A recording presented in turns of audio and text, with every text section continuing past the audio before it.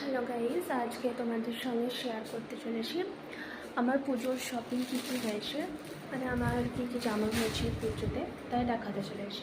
তো let's continue. এই শাড়িটি হয়েছে, ভাবছি এটা অষ্টমীর দিনকে পরবো। এটা ক্যাটালগ, এমনি প্রিন্টটা দেখাচ্ছে।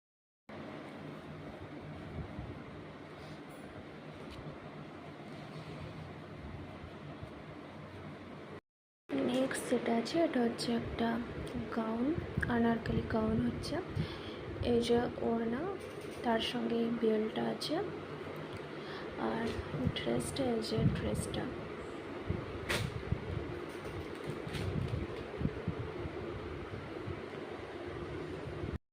নেক্সট আছে আর একটা গাউন,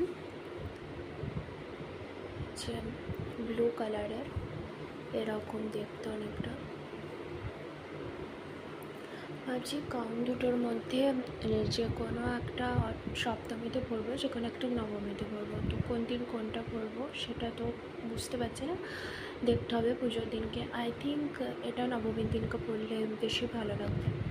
আর এই যে গাউনটার সঙ্গেও একটা ওড়না রয়েছে, এই ওড়নাটা।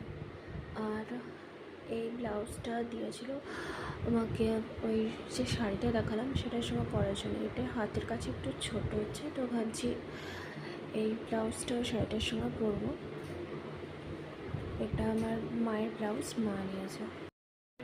দশমীতে কী পরবো বুঝতে পারছি না, মেবি মা যে শাড়িটা নিয়েছে সেটাই হয়তো দশমীর দিনকে পরবো, কারণ দশমীর জামা হয়নি, 3টে জামা হয়েছে।